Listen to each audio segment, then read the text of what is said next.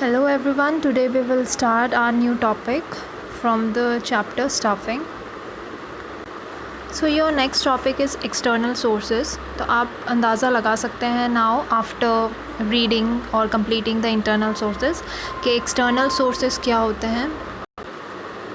तो external sources ऐसे type के sources होते हैं जो कि कंपनी या ऑर्गेनाइजेशन से रिक्रूट करती है कैंडिडेट्स को. एज़ वी नो कि इंटरनल रिक्रूटमेंट से बहुत सारी वैकेंसीज़ ऐसी होती हैं जो हम फिल नहीं कर पाते हैं, तो वहाँ पे हेल्प करता है. ऐसे जॉब्स हो सकते हैं फुलफ़िल करने के लिए कि जो एलिजिबिलिटी क्राइटेरिया है एम्प्लॉयज़ वो फुलफ़िल नहीं कर पाते हैं, इसलिए हमें एक्सटर्नल सोर्सेज का हेल्प लेना पड़ता है. तो यहाँ पे फर्स्ट है आपका डायरेक्ट रिक्रूटमेंट. इसमें under the direct recruitment notice is placed. ठीक है, एक नोटिस बोर्ड टांग दिया जाता है ऑर्गेनाइजेशन के बाहर कि इस एरिया में या डिटेल्स दे दी जाती हैं जॉब्स की कि ये जॉब अवेलेबल है ऑर्गेनाइजेशन में. और जो जॉब सीकर होता है, मतलब जो जॉब एक तरीके से कैंडिडेट्स चुनता है, चूज़ करता है, वो आउटसाइड जाता है ऑर्गेनाइजेशन के प्रेमिसेस के and he select the on the spot select करता है वो कैंडिडेट्स को. सेकेंड है आपका casual callers. Many reputed business organisation keep a database. ठीक है, तो बहुत सारे ऑर्गेनाइजेशंस बहुत सारे संभाल के रखते हैं. ठीक है, और उनको कॉल के थ्रू उन्हें कैजुअल कॉलिंग करते हैं और उनके थ्रू उनकी इंटरव्यूज़ लिए जाते हैं और तब जाके उन्हें ऑर्गेनाइजेशन में एज अ एम्प्लॉय के तौर पे रखा जाता है. थर्ड है आपका एडवर्टीज़मेंट. एडवर्टीज़मेंट इन न्यूज़पेपर्स और trade and professional journals is generally used when a wider choice is required. Advertisement हम सुनते हैं कि जब हम न्यूज़पेपर्स में या मैगज़ीन्स जर्नल्स में हम पुट करते हैं एडवर्टीज़मेंट के थ्रू, ताकि ज़्यादा से ज़्यादा लोगों तक उस वैकेंसी या उस जॉब के लिए कैंडिडेट्स हमें मिल सके. फोर्थ है आपका employment exchange. Employment exchange run by the government are regarded as a good source of recruitment for unskilled and skill operative jobs. ठीक है, तो यहाँ पे क्या है, एम्प्लॉयज़ को एक्सचेंज किया जाता है एक तरीके से. जो गवर्नमेंट के नॉर्मली जो गवर्नमेंट कंपनीज़ होती है वो इस टाइप के एक्सचेंजेस को हेल्प करती है. फिफ्थ है आपका placement agencies and management consultants. तो कैंडिडेट्स और ऑर्गेनाइजेशन के बीच में एक एजेंट का काम करता है, वो प्लेसमेंट करवाता है ठीक है, कैंडिडेट्स को, ताकि वो उस पर्टिकुलर जॉब्स में फिल करवा सके या जो वैकेंसी खाली है उसमें उनको डाल सके. नेक्स्ट है आपका campus recruitment. College and institute of management and technology have become a popular source of recruitment for technical, professional and managerial jobs. तो यहाँ पे कुछ ऑर्गेनाइजेशंस ऐसी होती हैं जो कि कॉलेजेस में, इंस्टीट्यूशंस में जाती हैं ताकि कैंडिडेट्स को हायर कर सकें, और इनका एक प्रोसेस होता है लाइक इंटरव्यू और ग्रुप डिस्कशंस. ठीक है, जिसके थ्रू वो कैंडिडेट्स को सिलेक्ट करते हैं. नेक्स्ट है रिकमेंडेशंस ऑफ एम्प्लॉयज़. तो कभी कभी ऐसा होता है कि जो आपके सुपीरियर हैं या आपके एम्प्लॉयज़ अपने रिकमेंडेशन से अपने किसी रिलेटिव को, ठीक है, अपने बैकग्राउंड से रिलेटेड कोई रिलेटिव को ऑर्गेनाइजेशंस में लेके आता है. ठीक है, मतलब एक सोर्स के थ्रू लेके आता है. नेक्स्ट है labour contractors. Labour contractors maintain close contact with labourers and they can provide the required number of unskilled workers at short notice. कभी कभी ऑर्गेनाइजेशन को तुरंत एम्प्लॉयज़ की ज़रूरत होती है, वर्कर्स की ज़रूरत होती है. तो जो ये लेबर कॉन्ट्रैक्टर्स हैं, ये लेबर से जो नॉर्मल वर्कर्स होते हैं, लेबर्स होते हैं, उनके साथ डायरेक्ट कॉन्टैक्ट करके रखता है. ठीक है, तो जब भी ऑर्गेनाइजेशन को कुछ वर्कर्स की ज़रूरत होती है तो ये उन्हें प्रोवाइड करवाते हैं.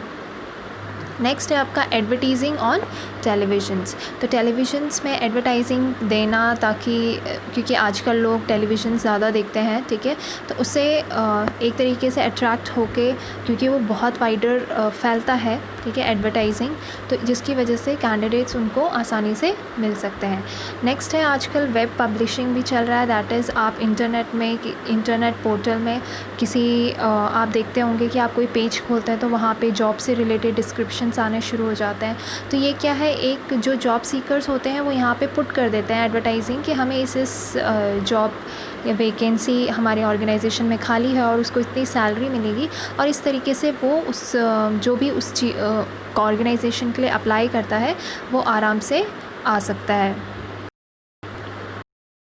नेक्स्ट है कि मेरिट्स क्या है एक्सटर्नल सोर्सेज के, दैट इज़ क्वालिफाइड पर्सोनल। जब भी हम एक्सटर्नल सोर्स के थ्रू रिक्रूट करते हैं, एम्प्लॉयज़ को सर्च करते हैं, तो हमें क्वालिफाइड पर्सोनल मिलते हैं। मतलब वो उन्होंने या तो उस वैकेंसी के लिए पर्टिकुलर एजुकेशन ले रखी है, ठीक है, या ट्रेनिंग ले रखी है, मतलब वो क्वालिफाइड है और ट्रेन्ड पीपल है। सेकेंड है वाइडर चॉइस, क्योंकि हम बहुत सारे तरीक़ों से एक्सटर्नल सोर्सेस से कैंडिडेट्स को चूज़ करते हैं या सर्च करते हैं, ठीक है। इसकी वजह से क्या है, मैनेजमेंट को वाइडर चॉइस मिल जाती है बस selecting the people for employment, ठीक है।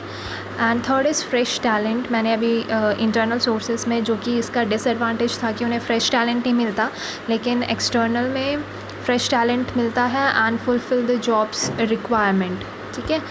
फोर्थ है आपका competitive spirit. Of course obvious सी बात है कि जब हम इतने लोगों में से चूज़ करते हैं तो एक कॉम्पिटिटिव स्पिरिट आता है उनके बीच में। लिमिटेशंस है डिससेटिस्फैक्शन अमंग एग्जिस्टिंग स्टाफ, मतलब जो स्टाफ अभी ऑर्गेनाइजेशन में काम कर रहे हैं उनके बीच में डिससेटिस्फैक्शन आता है, क्योंकि कहीं ना कहीं उन्हें लगता है कि शायद हमारा ऑर्गेनाइजेशन हमें रिप्लेस करने की सोच रहा है, ठीक है। सेकेंड है लेंथी प्रोसेस। रिक्रूटमेंट जब हम बाहर से कैंडिडेट्स को लेके आते हैं तो उसका प्रोसेस बहुत लंबा रहता है, as well as third point is costly process, मतलब टाइम कंज्यूमिंग भी है as well as costly process है। नेक्स्ट है आपका selection. So selection is the process of identifying and choosing the best person. बहुत सारे लोगों में से एक सही पर्सन को या क्वालिफाइड पर्सन को चूज़ करना, दैट इज़ कॉल्ड सिलेक्ट करना उसको, ठीक है। सो इसका प्रोसेस है दैट इज़ प्रिलिमिनरी स्क्रीनिंग। इसका प्रोसेस ऑफ सिलेक्शन में फर्स्ट है preliminary screening, helps the manager eliminate unqualified और unfit job seekers based on the information supplied in the application form. तो जब हम किसी जॉब के लिए जाते हैं तो सबसे पहले हम फॉर्म फिल करते हैं, तो उसमें से उन लोगों को हटा दिया जाता है जो अनक्वालिफाइड है, जिनकी एज कम होती है या जो एक्सपीरियंस नहीं है ऑर्गेनाइजेशन के अकॉर्डिंग जैसा वो चाहते हैं, उस हिसाब से वो उसको एक तरीके से एलिमिनेट कर देते हैं। सेकेंड है selection test. An employment test is a mechanism that attempts to measure certain characteristics of individual. तो सिलेक्शन टेस्ट में एक पर्टिकुलर टेस्ट लिया जाता है जिसमें देखा जाता है कि ये पर्सन क्वालिफाइड है या नहीं है, ठीक है। देख सकते हो आप, जैसे कि हम देखते हैं आजकल, हम अगर नॉर्मल बेसिक किसी जॉब के लिए टेस्ट देते हैं तो उसमें आपका इंटेलिजेंट टेस्ट आता है, एप्टीट्यूड टेस्ट आता है, ठीक है, then personality test, trade test, interest test, ये सारे टेस्ट आते हैं ताकि उस इंडिविजुअल का बेसिक लेवल देखा जाता है कि वो कहाँ पे है, कितना डेप्थ में है। देन है एम्प्लॉयमेंट इंटरव्यू। जब उसका टेस्ट में वो क्लियर हो जाता है देन उसका एम्प्लॉयमेंट इंटरव्यू होता है, जहाँ पे जो मैनेजर्स होते हैं, जॉब सीकर्स होते हैं, वो उसे फ़ेस टू फेस कांटेक्ट करते हैं, फ़ेस टू फेस बात करते हैं, ठीक है, इंटरव्यू लेते हैं और उसका जो बोलने का तरीका या पर्सनालिटी आप बोल सकते हो वो देखते हैं। नेक्स्ट है रेफरेंस एंड बैकग्राउंड चेक्स, ठीक है। तो बहुत सारे एम्प्लॉयज़ ऑर्गेनाइजेशंस ऐसे होते हैं जो रेफरेंस एंड बैकग्राउंड चेक्स करते हैं, मतलब कि एडिशनल इन्फॉर्मेशंस लेने के लिए, एक्स्ट्रा इन्फॉर्मेशंस लेने के लिए वो बैकग्राउंड चेक करते हैं उनका, ठीक है। And fifth is selection decision. The final decision has to be made from among the candidates who pass the test. जो पास कर चुके हैं टेस्ट, ठीक है, जिन्होंने इंटरव्यू क्लियर कर लिया है, तो उसके बाद उनका सिलेक्शन डिसीजन होता है। आफ्टर जब वो सिलेक्ट हो जाते हैं तो उनका होता है दैट इज़ मेडिकल एग्जामिनेशन, कि वो फिट है या नहीं है, ठीक है, उस जॉब के लिए। देन नेक्स्ट होता है आपका job offer. The next step in the selection process is job offer to those applicants who have passed all the previous hurdles. उन्हें जॉब ऑफ़र दिया जाता है, ठीक है, अपॉइंटमेंट के थ्रू उनका एक्सेप्टेंस किया जाता है। एंड लास्ट है कॉन्ट्रैक्ट ऑफ एम्प्लॉयमेंट, और लास्ट उनके साथ कॉन्ट्रैक्ट बनाया जाता है, एक बॉन्ड भी जिसे बोलते हैं हम, कि इतने साल तक आप हमारी कंपनी को देंगे, ठीक है। नेक्स्ट है आपका ट्रेनिंग एंड डेवलपमेंट। तो जब एम्प्लॉई अपने ऑर्गेनाइजेशन में आ जाता है तो उसका ट्रेनिंग एंड डेवलपमेंट होता है ऑर्गेनाइजेशन में, ठीक है। ऑब्वियस सी बात है, आपको अपना ग्रोथ और करियर और बनाने के लिए, डेवलप करने के लिए ट्रेनिंग की ज़रूरत पड़ती है, ठीक है। आप वहीं पे स्टक नहीं कर सकते कि मुझे कंपनी पैसे दे रही है और मैं अपना काम करूँगा। अच्छा करने ट्रेनिंग एंड डेवलपमेंट लेते हैं। तो इसके बेनिफिट्स क्या हैं ऑर्गेनाइजेशन के लिए? फर्स्ट है training is a systematic learning always better than hit and trial method which lead to wastage of efforts and money. जब आप किसी एम्प्लॉय को ट्रेनिंग देते हैं तो वो पहले ही सीख जाता है कि उसे क्या काम करना है, तो बाद में उसका वेस्टेज नहीं होता है एफ़र्ट्स का, ठीक है, एनर्जी का, मनी का। अगर अचानक से आप किसी को किसी काम में बिठा दोगे तो ऑब्वियस सी बात है कि वहाँ पे वो गलत करेगा और उसका खर्चा भी होगा। लेकिन अगर आप उस आदमी का पहले से ट्रेनिंग करवा देते हो उस काम में, तो क्या है, उसकी एनर्जी भी बचेगी as well as money. Second है, it enhances employees productivity both in terms of quantity and quality leading to higher products. मतलब उसकी प्रोडक्टिविटी, उसका काम करने का तरीका बहुत अच्छा हो जाता है, जिसकी वजह से वो 100% देता है। Third is training equips the future manager who can take over in case of emergency. Training की वजह से वो अपर लेवल का काम भी अच्छी तरीके से कर सकता है। फोर्थ है, training increase employ morale and reduces absenteeism. Training की वजह से वो मोटिवेट होता है, ठीक है, मोरल बढ़ता है कि मुझे मतलब अच्छा बनाने की कोशिश की जा रही है, यहाँ पे मुझसे अच्छा काम करवाए जाने की कोशिश हो रही है, एंड जिसकी वजह से उसका एब्सेंटिज्म मतलब एब्सेंटीज़ कम होता है। Fifth, it helps in obtaining effective response to fast changing environment. और इसकी वजह से, क्योंकि उसे पहले ही ट्रेनिंग दी जा चुकी है mentally as well as physically, उसे जो भी काम करवाया जाता था, तो वो उसका माइंडसेट ऐसा हो जाता है कि कोई भी चेंजेस आएगा तो वो आराम से हैंडल कर सकता है। नेक्स्ट है, ट्रेनिंग एंड डेवलपमेंट एम्प्लॉयज़ के लिए कैसे बेनिफिट है। तो फर्स्ट है इम्प्रूव्ड स्किल्स एंड नॉलेज, उसका स्किल और नॉलेज बढ़ता है। देन सेकेंड है इंक्रीज परफॉर्मेंस, उसकी खुद की परफॉर्मेंस बढ़ती है। थर्ड है, training makes the employ more efficient to handle machines को कैसे हैंडल करना है, किस तरीके से उसमें काम करना है, वो उसका अच्छा मतलब उसको नॉलेज हो जाती है उस चीज़ की। एंड फोर्थ है, training increases the satisfaction and moral of employees. तो कहीं ना कहीं उसका मोरल और डेवलप हो जाता है। नेक्स्ट है आपका ट्रेनिंग मेथड। तो ट्रेनिंग के कौन कौन से मेथड है। फर्स्ट है आपका एक ऑन द जॉब मेथड होता है, आप काम करते करते सीख रहे हैं, ठीक है, तो that is apprenticeship programme put the trainee under the guidance of a master worker. मतलब उसका जो बॉस है उसके अंडर उसको रखा जाता है। These are design to acquire a higher level of skills, ताकि उसको बहुत अच्छे नॉलेज या स्किल गेन हो सके। People seeking to enter skilled jobs to become for example plumber, electrician और आयरन वर्कर्स, ठीक है।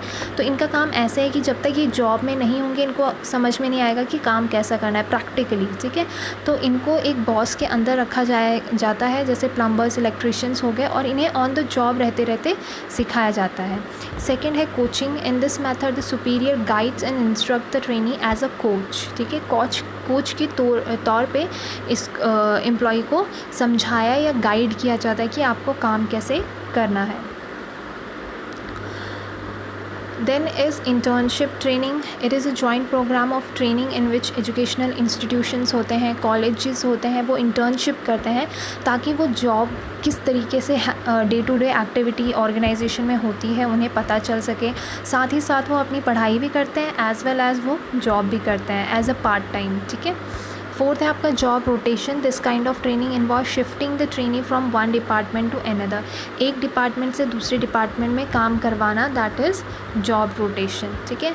ऑफ द जॉब ट्रेनिंग या ऑफ द जॉब मेथड क्या होता है। फर्स्ट है classroom lecture, conferences is well adopted convey specific informations क्या होती हैं, रूल्स प्रोसीजर किस तरीके से किया जाता है, वो सारी चीज़ें इसमें ऑडियो और विजुअल के थ्रू समझाया जाता है, डेमोन्स्ट्रेशन देके, ठीक है। सेकेंड है films. They can provide information and explicitly demonstrate skills that are not easily represented by the other techniques, ठीक है। तो इन्फॉर्मेशंस दी जाती है, डेमोन्स्ट्रेट करके दिखाया जाता है, जो कि रिप्रेजेंटेड बाय अदर टेक्निक्स, ठीक है, मतलब दूसरे टेक्निक्स के थ्रू रिप्रेजेंट किया जाता है एक फ़िल्म के through. Case study taken from actual experiences of organisation cases represent attempts to describe as accurately as possible real problems. तो रियल प्रॉब्लम्स को लेके अगर उस पर्टिकुलर चीज़ को कैसे हैंडल करना है वो बताया जाता है, ठीक है। Trainee study the case to determine problems, analyse cause, develop alternative. तो उस केस स्टडी को लेके उसको एनालाइज करना होता है, उसको उस प्रॉब्लम का सॉल्यूशन देना होता है। तो यहाँ पे क्या है, एक रियल लाइफ सिचुएशन को लेके case study Fourth, that is computer modeling. It stimulates the work environment by programming a computer to imitate some of the realities of the job and allows learning to take place without the risk of high cost that would be incurred if a mistake were made in real life situation. ठीक है, तो computer modelling में भी same चीज़ है कि हम real life problems लेते हैं, लेकिन अगर उसमें मिस्टेक हो जाए तो कोई दिक्कत नहीं होती है, ठीक है, क्योंकि हम एक तरीके से ट्रेनिंग ले रहे हैं। तो ये क्या है, यहाँ पे भी रियलिटीज़ ऑफ द जॉब जो होती है उसको इमिटेट किया जाता है, दिखाया जाता है, ठीक है।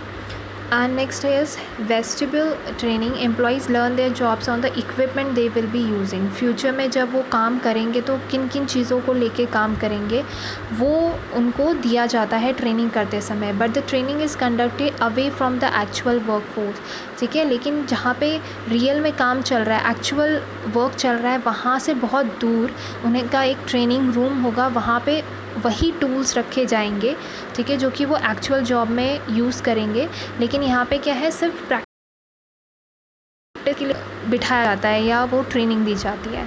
लास्ट है इसमें programmed instructions. This method incorporates a pre-arranged and proposed acquisition of some specific skills or journal knowledge. Information is broken into meaningful units and these units are arranged in a proper way to form a logical and sequential learning package that is from simple to complex. The training goes through these units by answering questions or filling the blanks. तो programmed instructions होते हैं कि जब वो visually knowledge gain करता है, observe करके करता है, ठीक है, उसके पास एक answering questions होते हैं, वो फिलिंग ब्लैंक्स करता है, ठीक है, जो ब्लैंक्स पोर्शन होता है उसे फिल करता है, मतलब एक तरीके से वो खुद जानने की कोशिश करता है कि इस फील्ड में क्या क्या चीज़ें हैं या क्या क्या मैं नॉलेज गेन कर सकता हूँ, ठीक है। So these are the that is of the job training method. If you have any doubts you can freely ask me. Thank you everyone.